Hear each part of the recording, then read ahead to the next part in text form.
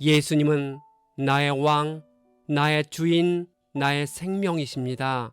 하나님 아버지, 시내산 언약을 재확인하고 이스라엘 신세대들에게 모압 언약을 세우시는 모습을 봅니다.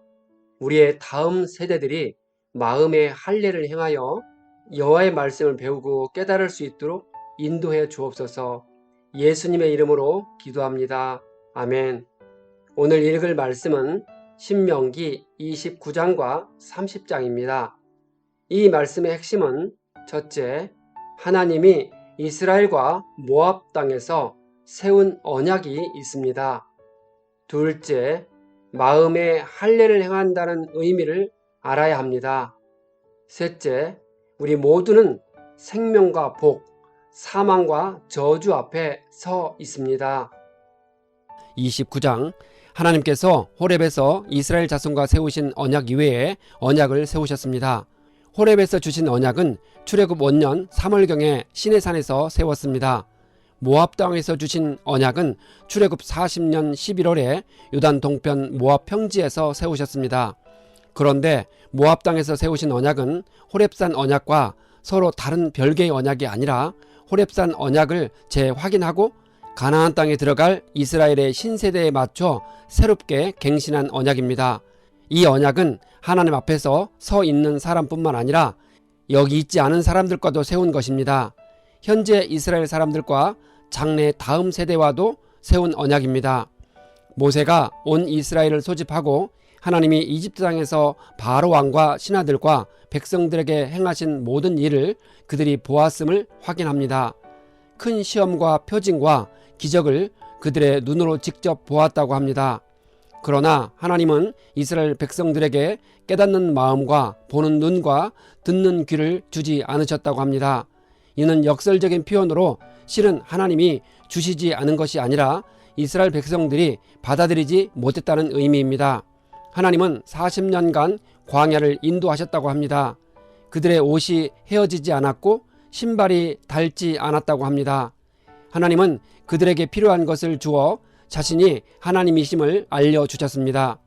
헤스본 왕 시혼과 바산 왕 옥을 물리쳤고 그 땅을 루벤과 갓과 므낫세 반지파에게 유산으로 주었다고 합니다.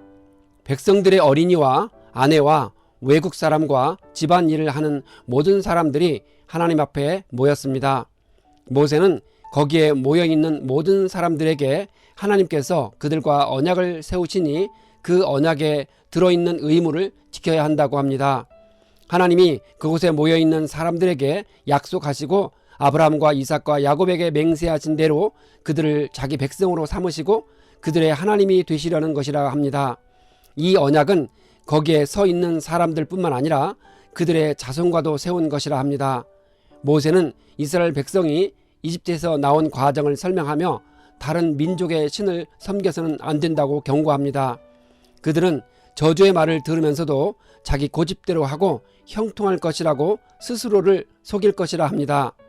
하나님께서 그런 사람을 용서하지 않고 분노와 질투의 불을 퍼부으시고 저주를 내리시겠다고 하십니다. 주님께서는 그의 이름을 하늘에서 지워버리실 것입니다.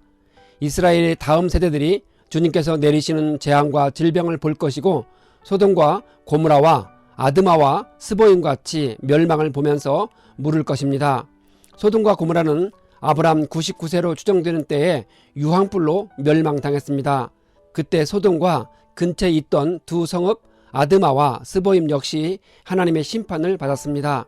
여러 나라 사람들이 여호와께서 왜 이렇게 크게 화나신 것은 무슨 뜻이냐라고 물을 것입니다. 사람들이 대답하기를 이집트를 나올 때 하나님과 세우신 언약을 버리고 알지도 못하고 하나님이 세우시지 아니한 다른 신을 섬겼기 때문이라 말할 것입니다. 하나님은 그분의 뜻이 담긴 율법을 밝히 나타내 주셨으니 그들과 그들의 자손들은 대대로 율법의 말씀에 순종해야 한다고 합니다. 30장, 모세는 이스라엘 백성들에게 복과 저주를 다 말했다고 합니다. 만약 이 말씀대로 되어 이스라엘 백성들이 잘못하여 쫓겨간 모든 나라 가운데에서 하나님 말씀이 생각나서 여호와 하나님께 돌아와 온 마음과 온 영혼으로 순종하면 하나님께서 사로잡힘에서 회복시킬 것이라 합니다. 하나님이 백성들을 긍휼히 여기셔서 모든 민족들로부터 다시 모으실 것이라 합니다. 이 일은 바벨론 포로로 갔다가 70년이 차서 예루살렘으로 돌아오는 과정에서 그대로 이루어집니다. 또한 이스라엘이 2000년 동안 흩어져 살다가 다시 나라를 세우는 일이 있었는데 이 언약이 성취되는 결과입니다.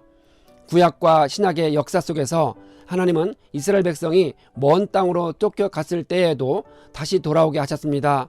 이스라엘을 포로로 끌고 간 바벨론이 강해서가 아니라 이스라엘 백성이 하나님 말씀과 명령과 규례를 따르지 않고 제멋대로 살았기 때문입니다. 이스라엘 백성들이 순종하면 조상들보다 더욱 번성하게 하시겠다고 약속하십니다. 하나님께서 사람들의 마음에 할례를 베푸시고 온 마음과 온 영혼으로 사랑하며 살게 하실 것입니다. 이스라엘을 미워하고 핍박하는 원수들 머리 위에 저주를 내리실 것입니다. 하나님의 명령을 따르면 손으로 하는 모든 일과 자녀의 축복과 땅의 열매를 풍성하게 하시겠다고 약속하십니다. 하나님이 주신 명령과 규례와 율법을 즐거운 마음으로 지키면 번성하고 복을 누릴 것입니다. 모세가 이스라엘 백성들에게 내리는 명령은 실천하기 어려운 것도 아니고 그들의 능력이 미치지 못하는 것이 아니라 합니다. 그 명령이 하늘에 있는 것도 아니고 바다 건너에 있는 것도 아니라 합니다. 그 명령은 이스라엘 백성과 아주 가까이 있습니다. 그들의 입과 마음에 있으니 실천할 수 있다고 합니다. 모세가 명령한 대로 하나님을 사랑하고 주님의 명령과 규례와 법도를 지키면 그들이 차지할 땅에서 복을 받을 것이라 합니다. 그러나 마음을 돌려서 순종하지 않고 다른 신을 경배하면 반드시 멸망할 것이라 경고합니다. 요단강을 건너갈지라도 오래 살지 못할 것이라 합니다. 하늘과 땅을 증인으로 삼아 이스라엘 백성들 앞에 생명과 죽음, 복과 저주를 둘 것이니 하나님의 음성에 귀를 기울이고 단단히 붙들라 합니다. 이스라엘 백성들과 자손들이 살려거든 생명을 택하라 합니다. 하나님을 사랑하고 그의 말씀을 들으며 그를 따르면 살 것이라 합니다. 주님께서 아브라함과 이삭과 야곱에게 주시겠다고 약속하신 그 땅에서 잘 살 것입니다. 하나님의 약속은 언제 어디서나 신실하게 지켜집니다.